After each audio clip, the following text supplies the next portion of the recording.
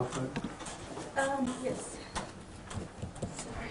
This is somebody's phone, and is it working like it's supposed to? Yeah, Do you know how to stream? It says now recording. yeah. Just in case the mic goes out, I have to back up. There you go. And y'all getting feedback on your mics?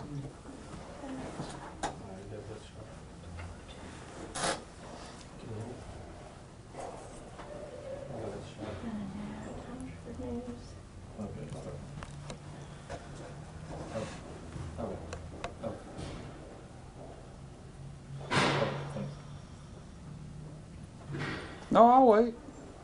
I don't want anybody to think they got cheated.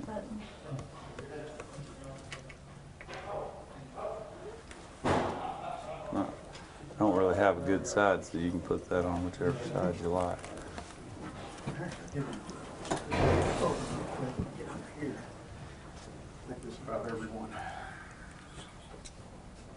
Just gonna shut this over. Okay. Keep going. Oh, you did one as a photo, okay. You got it like you like it? Oh, that's terrible. Back here. And then just hit the blue button. Yeah, it says record. Start recording. This one? Yes. You're gonna get behind the photo. You're just gonna have a bunch of empty seats over there.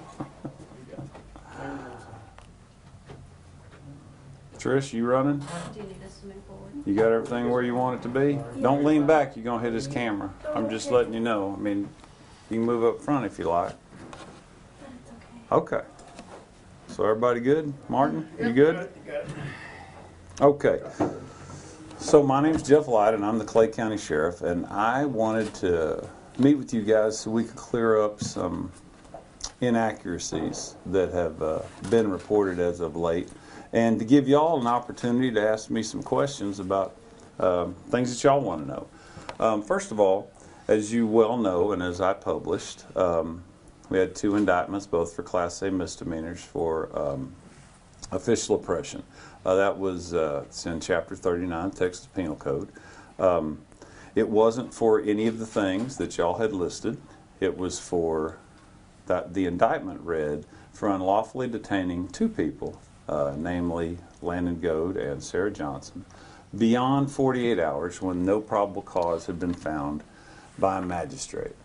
So some things you need to understand about the magistration process. One, I'm not a magistrate, right? And at the time, we only had a single person doing the magistration and doing the bondings, and that was Judge Swenson. On occasion, we would call Judge Campbell in to do that when Judge Swenson couldn't, but for years and years, he's been coming up and doing the magistrations and the bonding. And it was no different this weekend.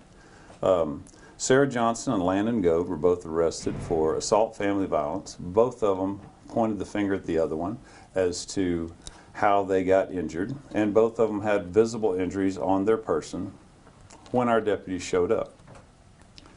They had conflicting stories about who started the incident, so our deputy, in accordance with the Code of Criminal Procedure and the rules concerning family violence, arrested them both and brought them to the county, arrested them at 11 minutes after 3 and brought them to the county jail. Come on in, Renee.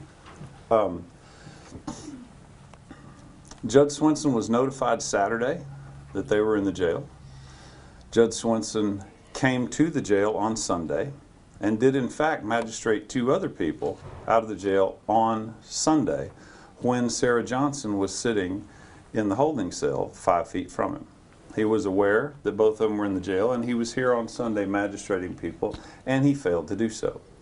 He did not return Monday morning to magistrate anyone, but did come in that afternoon. I think it was somewhere around 1/4 till, the jail administrator has the exact times. I believe it was around 1/4 till 2 on Monday. And this is important and germane to the discussion because that's when I found out they were in the jail. I was actually in Fort Worth that weekend and not here nor in the jail, nor was it my responsibility to magistrate or bond them at that time. Around 2 o'clock in the afternoon, I was contacted by my chief deputy, who brought me the magistration form where it said no probable cause.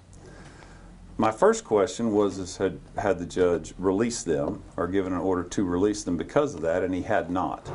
So our only alternative was to contact him and get him, find out what it was that he didn't like about the affidavit. Was the probable cause not there? Were the elements of the offense not there? Did he not like the wording? Whatever it was. He explained to us what it is that he changed it, and we altered those things on the probable cause affidavit. And he was contacted again.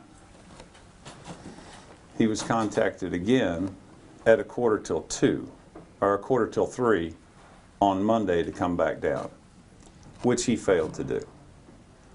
The next morning, well, I'm sorry, on that Monday, in my mind, the problem was there and solved. We had fixed the probable cause affidavit as per his instructions and notified him that that they were available for magistration and for the PC, and it was within the 48 hours, and he failed to come back. So in our minds, the problem was solved, and we didn't address that again until the next day. So that's exactly how this thing came about. And that, based upon that information, is where the indictment came from. So, if you've got questions to ask, I'll be happy to try and answer them for you. But what I'd like to do, if we can, there's not a lot of reporters here, but if I'd like to do, if we cannot, shout over people, I will answer your questions until we can. I don't want to turn this into some White House briefing thing. And Trish, since you're the only female reporter here, tell me what you would like to ask. I'll let you go first. Yeah, I just want to make sure I understand. You're Sure. saying that Justice of the Peace John Swinson did not magistrate the two people, Sarah Johnson and Landon Goad? That's exactly what I'm telling you. So when people get put in jail, you have to have a document.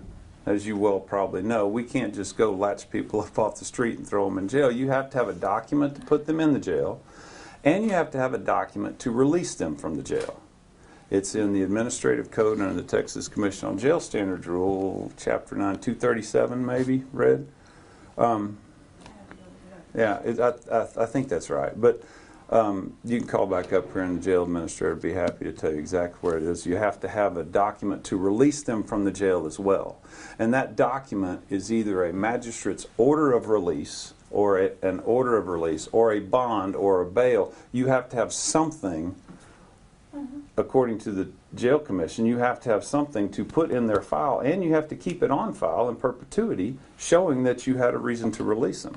Physically, I can go to my office and go get the brass keys and unlock all the doors and run everybody out in the street. Physically, I can do that.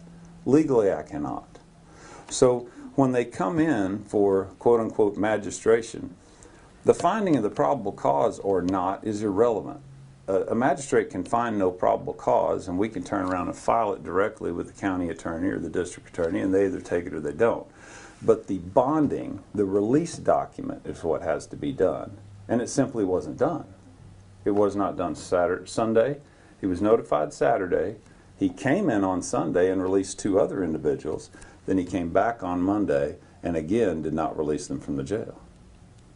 So you're saying it's Judge Swinson's fault that the people were held for over 48 hours without a finding of probable cause?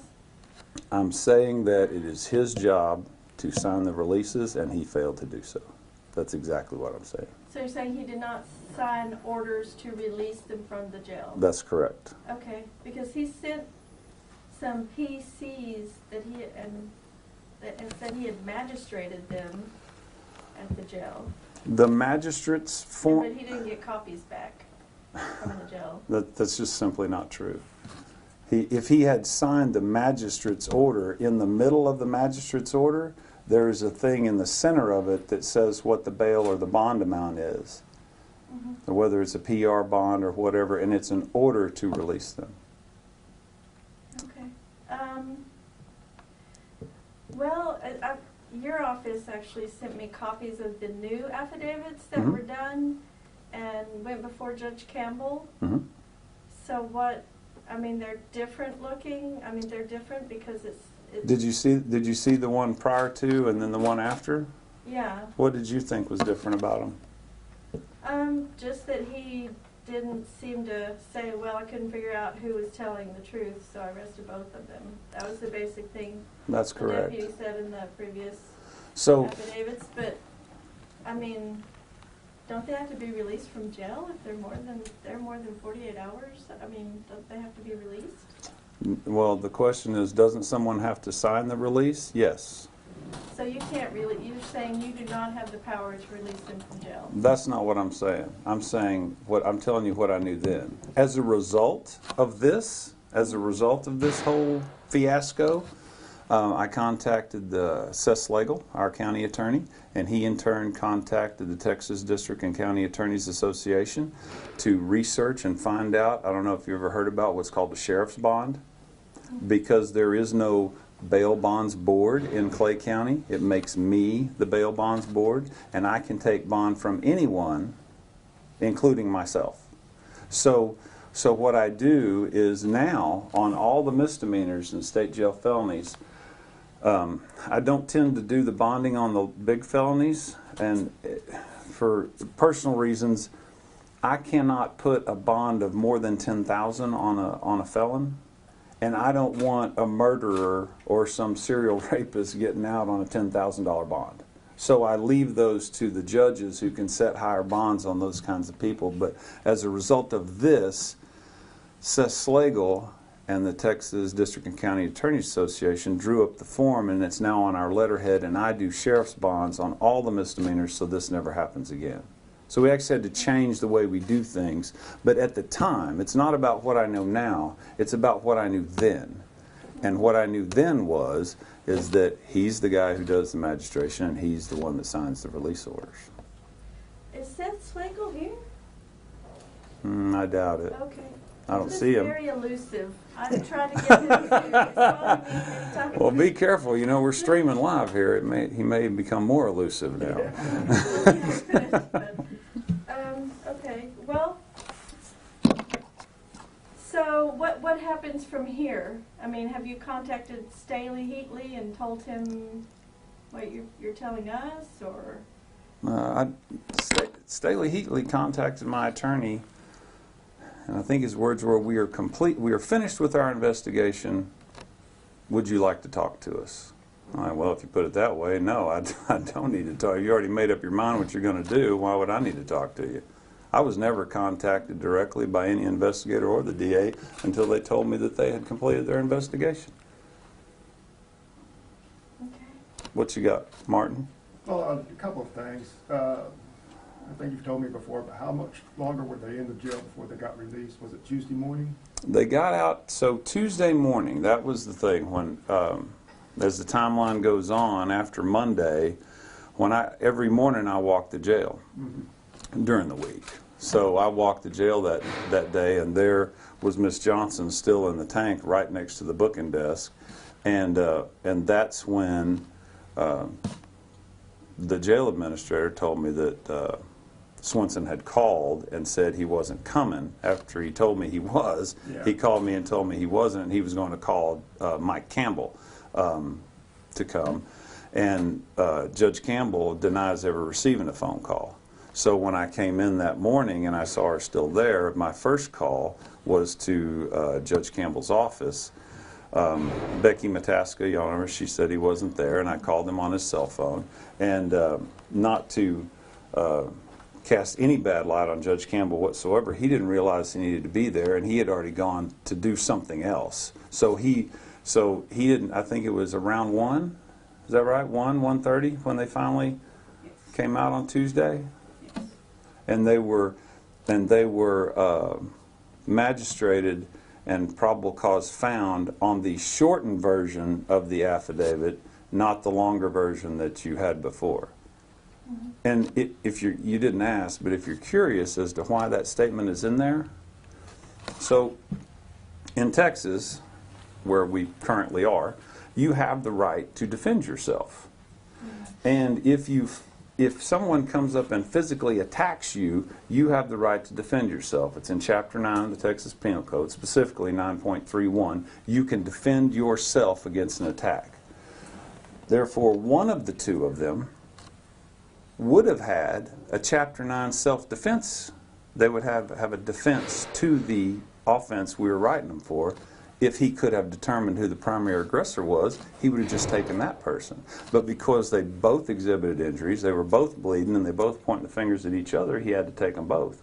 And then he's got to justify to the chief and I and to our investigator why he took them both. That's why that statement's in there in the first place. The second affidavit is actually defective, if you ask me. The one without that statement in there is defective because now we've opened up a defense to prosecution because we failed to eliminate that defense from our affidavit. Well, let me get this straight. What you got, Mark?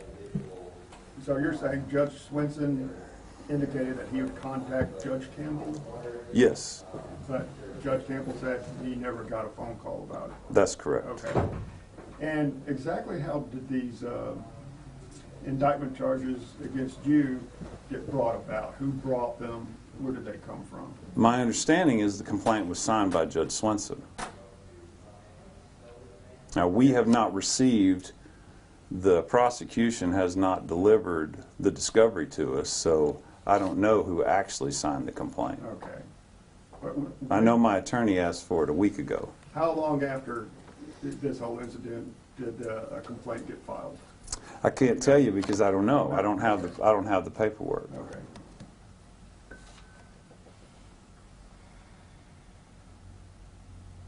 Yes, sir. Have you ever had a justice of the peace do something like this in your career ever? No, wait, I'm sorry, I don't know you. I'm calling them by the first. Michael Grace with News Channel 6. Oh, okay, KUZ. Yes. They got to give you that plug there, There you go. KUZ. Appreciate it. Well, yeah, well, and I'll tell you, I appreciate KUZ. I really do. The only news outlet that ran anything on here that did not run unverified information. So, you know, I appreciate KUZ and what you're doing over there at Channel 6. Question reference to, have I ever had this thing before? I'll be honest with you. I got out of the DPS Academy in 1998. Standing in this room is probably over 100 years of law enforcement experience, thousands, tens of thousands of affidavits. I've never seen this before. I've never seen this kind of behavior at any time on an affidavit because it's standard practice. I know it's just standard practice. Even during the digital age, it was standard practice to put a thumb drive in your pocket. So when you ran down there with the hard copy, if the judge didn't like the way you worded it, you could go plug it in and change it right there and then print it right back off. Now, y'all did it at APD, Kenny? Yes, sir. Austin PD?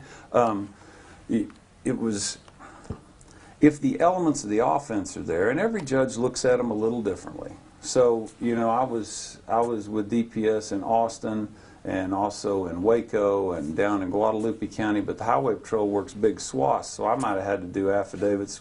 In McLennan County, we had 9 justices of peace, 2 of them downtown, and 2 of them just in downtown Waco. So depending on where you were when you wrote the affidavits, what might work in JP 1 place 2 wouldn't work at all up in West, you know, with the JP up there. So you would have to go in there and the thing about those affidavits, they're probable cause affidavits. It's not courtroom testimony or beyond a reasonable doubt. It's did it more likely occur than not? So all you're writing are the elements of the offense. And the elements of the offense in that particular case are, it was assault, family violence with injury. So, I mean, you can obviously, they have to be defined as family in the family code, right? Cohabitating or used to cohabitate, or, you know, relatives by blood or by marriage. You have to have that, and then that's there.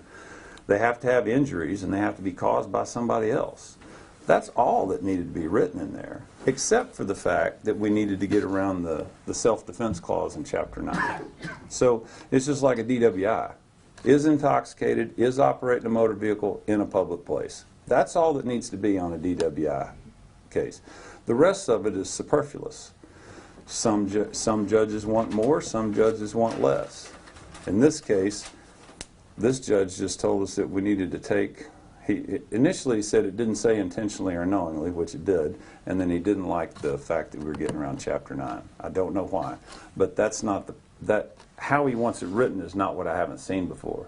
The fact that he wrote no probable cause and then ducked out and ran out of the jail and didn't tell anybody, that's the problem. So you've never seen anything like that? Never. Is there going to be any repercussions against Sorensen for doing That's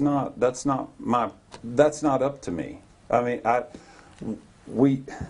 I try really hard not to get in other elected officials' business. You know, I do what I do here at the sheriff's office, and I've developed a really good team. We see a whole lot less crime around town. We used to carry between 15, 20 people in the jail all the time with frequent flyers that were in and out, in and out. Where'd they go? I don't know. But they're not here anymore. And if they are here, we're not having to put them in jail anymore because they're doing what they're supposed to be doing. We've brought an aggressive approach to law enforcement here to Clay County, and it's all over town. When we first took here, we had jail full most of the time. Now I think if we have more than 12, it's a big day. I have more questions. What you I have got, more Trish? questions. Who's your lawyer? What is your name? Randall Moore. Oh, okay, hi, thank you. Nice to meet you. And then there was something all over Clay County rents and raves, and we don't print Facebook, you know. Did Sarah Lynn Johnson try to kill herself while she was being held in jail for that? You know, that's not, We can't release it. that's not information that I can release. There's a whole bunch of problems of talking about what does and doesn't happen in the jail, especially with regards to any sort of medical attention. So if she did and she received medical attention, then that would be a HIPAA problem for me, and I'm just not getting involved in that. So you won't even tell us if she was on suicide watch or That would violate special HIPAA. testing? Yeah. You'd have to do an open records request to get that information. And Okay, so, I will do that. Thank you. I have And no then, doubt. I guess I might take a little issue with you saying we printed unverified information because I did ask you for comment, and I always do. But if you don't comment, then what am I going to do? I mean, my hands are tied. No, they're not. Yeah, they are. KUZ didn't. I'm telling you that I was sitting at my desk, drinking a cup of coffee, checking my email, when I got a text saying, you need to check Facebook. Uh-huh. And from my desk, I learned that I had been chased down and arrested by troopers, was being held in one of my own cells. I was held without bond, currently in my own jail. That's what I got that I got that from news outlets at my desk when I was sitting there checking my emails. I didn't So write any of that. I didn't And say that's you, why I'm Trish. saying, hey, I didn't hold on say a you, second. Trish. I Okay. didn't say you. I said the news outlets published things that were simply not true. And that is a fact. That's not subjective. That's factual information. I was sitting at my desk when the story broke that I had been chased down by troopers and was currently held without bond in my own jail. It's just simply not true. And these were from news outlets, not just Facebook posts by random people? Texomashomepage is the one that Oh, broke really? that one. Okay. Mm-hmm. Someone's- But that's also a little problem too when it goes there and then it comes somewhere else and then y'all use each other for sources. No, we don't use each other for sources. Okay. I don't use other media Okay. outlets. If I do, I credit them and say according to the media Yeah. outlet, but no, that's... So the paperwork had to be processed. Mhm. So rather than keep the judge, and there weren't any troopers, there was a ranger out of Wichita Falls who walked across the street and came back, and we coordinated the date and time. And the jail administrator, because she wasn't going to hang up these people in there, was doing all the processing, but she didn't have the documentation to finish the process, and she hit suspend on the thing. It posted to our jail roster, and then next thing you know, people were screenshotting that. It didn't say held without bond, it said no bond. It didn't say held without bond like it was printed, it said no bond because we didn't have it yet to put in the space. Now I think if she knew then what she knows now, she probably would have just left it on the screen and waited. But you know, we've learned a lot of things, you know, in this, like the sheriff's bonds. We've learned how to do a whole bunch of things new because of this. So now what? What else? Yeah, now what? Now with the indictments and everything, what's the next step? The next step is to get the discovery from the district attorney and plan to see what they're going to do. That's kind of ball in their court kind of deal. So I know it's not the 97th district, it's 46? It's absolutely the 97th district. Our district attorney, Casey Paul Hemus, appointed, he's Staley Heatley? Staley Heatley. She appointed him as the district attorney pro tem for this case. So yes, Yeah. he is out of Will Barger County, but Yeah. he's working on behalf of the 97th. Okay. Yeah, because the case is on file here in Clay County. Okay, so So the that DA, was her decision, I know, because she sent me a press release and everything. the saying- pro tem DA will come here to Okay, handle the case. The documents, I'm assuming, are going to be filed here. so you can't do anything until you get the document, y'all haven't gotten any documents yet, or We've got copies of that, but what we need to see is discovery? the information that they use to get these indictments on, specifically what evidence do they have that proves that he intentionally detained somebody knowing he was violating their rights when he didn't know that they were in jail and was in Fort Worth. Okay, So that's kind of what I'm interested in seeing, and Oh, I'm sorry. we'll have further comment when we see the file.